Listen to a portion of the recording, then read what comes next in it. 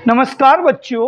आज हम हिंदी के पेपर की वार्षिक परीक्षा के 20 अति इम्पोर्टेंट प्रश्न जो इन पेपरों में हर साल आते हैं और आए हुए हैं, इनको हम नोट कराने वाले हैं। नोट कर दिए, हम आपको इनके बारे में बताने वाले हैं। कृपया इनको आप नोट कर लीजिए, याद कर लीजिए, पक्का कर लीजिए। ये प्रश्न आपके हिंदी के पेपर में छपने वाले हैं। सितारे चांद सब जगमगाने वाले हैं। ये 20 प्रश्न आपके हिंदी के पेपर में छपने वाले हैं। पहला इंपॉर्टेंट प्रश्न देखिए साहब, लेखक ने प्रेमचंद को जनता का लेखक क्यों कहा है? प्रेमचंद ने हमेशा जनता के बारे में बातें की है, तो प्रेमचंद को लेखक ने जनता का लेखक माना है। जो जनता की बात लिखता है, जो जनता की बात कहता है, वो जनता का लेखक कहलाता है। अगला प्रश्न, मूक प्राणी मनुष्य से कम संवेदनशील नहीं होते। एक कुत्ता और एक मैना पाठ के आधार पर स्पष्ट कीजिए। फिर से सुन लीजिए, बहुत इंपॉर्टेंट प्रश्न है। मूक प्राणी मनुष्य से कम संवेदनशील नहीं होते। एक कुत्ता और एक मैना पाठ के आधार पर स्पष्ट कीजिए। तीसरा प्रश्न ग्रामर का है, कारक किसे कहते हैं? ये कितने प्रकार के होते हैं? नाम लिखिए। कर्ता ने, कर्म को, कर्ण से, ये जो कारक 8 प्रकार के होते हैं, उनकी पहले कारक की परिभाषा लिखनी, फिर 8वें कारक के नाम लिखने। अगला प्रश्न, वचन किसे कहते हैं? ये भी ग्रामर का प्रश्न, बहुत इंपॉर्टेंट। पांचवा प्रश्न, सरल वाक्य किसे कहते हैं? बहुत शानदार प्रश्न। छठा प्रश्न, वेरी इंपॉर्टेंट, लेखिका की नानी की आजादी के आंदोलन में किस प्रकार भूमिका रही? नानी की, नाना की नहीं, नानी की भी भूमिका है, वो भी आजादी के, स्वतंत्रता के आंदोलन में। लेखिका की नानी की आजादी के आंदोलन में किस प्रकार भूमिका रही? सातवां प्रश्न बहुत अच्छा है, रीढ़ की हड्डी पार्ट वाला है। रीढ़ की हड्डी अध्याय के पात्रों का परिचय लिखिए। परिचय हमेशा संक्षेप में लिखा जाता है। अगला प्रश्न, आठवां, भूख मीठी की भोजन मीठा से क्या अभिप्राय है? बहुत प्यारा प्रश्न है साहब, हर साल पेपर में आता है। भूख मीठी या भोजन मीठा, इससे आप क्या समझते हो, क्या अभिप्राय है? नौवां प्रश्न, लेखक को दिल्ली जाने के लिए क्यों बाध्य होना पड़ा? यूं ही कोई मजबूर नहीं होता दिल्ली जाने के लिए, कुछ तो मजबूरियां रही होगी। तो देखिए साहब, प्रश्न वापस बोल देता हूं, लेखक को दिल्ली जाने के लिए क्यों बाध्य होना पड़ा? 10वां प्रश्न है, ये फिर से ग्रामर का प्रश्न है, आगमन और निरपराध में मूल शब्द और उपसर्ग बताइए। आगमन में मूल शब्द हो जाएगा गमन और आ उपसर्ग हो जाएगा। निरपराध में अपराध शब्द मूल शब्द हो जाएगा और निर शब्द उपसर्ग हो जाएगा। 11वां प्रश्न है, बहुत अच्छा प्रश्न है, शानदार प्रश्न है, पिछले 2 सालों से आ रहा है। अपनी यात्रा के दौरान लेखक को किन किन कठिनाइयों का सामना करना पड़ा? फिर से सुन लीजिए, हम छोटा सा सफर करते तो हमें भी परेशानी होती है, तो लेखक भी किस खेत की मूली है साहब, वो भी तो इंसान है। लेखक को अपनी यात्रा के दौरान किन किन परेशानियों का सामना करना पड़ा, इसको अपने शब्दों में लिखना है। 12वां प्रश्न, किस घटना से सालिम अली के जीवन की दिशा को बदल दिया?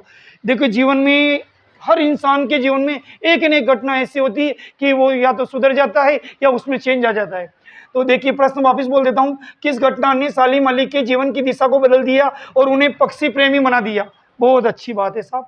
अगला 13वां प्रश्न गुरुदेव का है, गुरुदेव ने शांति निकेतन छोड़कर कहीं और रहने का मन क्यों बनाया? गुरुदेव ने शांति निकेतन छोड़कर कहीं और रहने का मन क्यों बनाया है? 14वां प्रश्न वेरी इंपॉर्टेंट, शिक्षा बच्चों का जन्मसिद्ध अधिकार है। बिल्कुल सही बात है साहब, शिक्षा बच्चों का जन्मसिद्ध अधिकार है। इस दिशा में लेखिका के प्रयासों का उल्लेख कीजिए। लेखिका ने इस वाक्य को सत्य साबित करने के लिए क्या क्या प्रयास किए, उसे अपने शब्दों में लिखना है।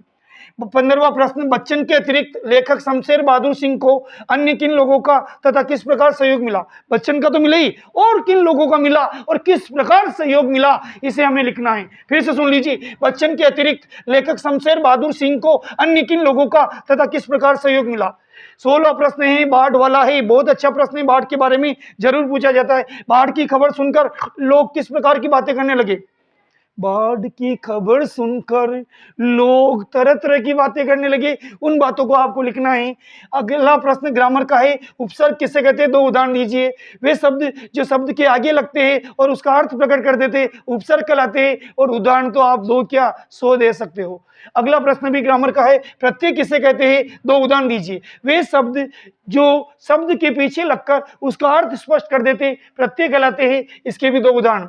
19वां प्रश्न है साहब, प्रार्थना पत्र स्वयं को राजकीय उच्च माध्यमिक विद्यालय जयपुर का छात्र मानते हुए अपने प्रधानाचार्य को नियमित खेल कालांश की व्यवस्था हेतु एक प्रार्थना पत्र लिखो। फिर से बोल देता हूं, स्वयं को राजकीय उच्च माध्यमिक विद्यालय जयपुर का छात्र मानते हुए अपने प्रधानाचार्य को नियमित खेल कालांश की व्यवस्था हेतु एक प्रार्थना पत्र लिखो। प्रार्थना पत्र आता है, अथवा में आता है, इसको बड़े फ्री के नंबर माने जाते हैं।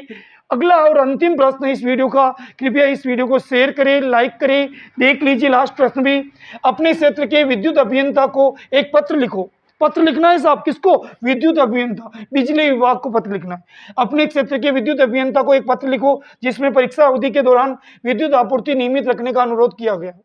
मतलब परीक्षा के दिनों में बिजली की कटौती नहीं करनी है साहब। गर्मी ऐसे ऊपर से पड़ रही है, इधर से आप लाइटें काट दोगे तो हमारी तो परीक्षा की तैयारी में दिक्कत आ जाएगी। ये पत्र लिखना है विद्युत अभियंता को और ये कहना है कि परीक्षा के दिनों में, परीक्षा अवधि में आप बिजली की कटौती ना करें और आप पढ़ाई में कटौती ना करें। मेरे बच्चों, इस वीडियो को लाइक करें, शेयर करें और अगर आप हमारे चैनल पर नए हैं तो कल से हम इंग्लिश स्पोकन के बहुत शानदार वीडियो डालने वाले हैं।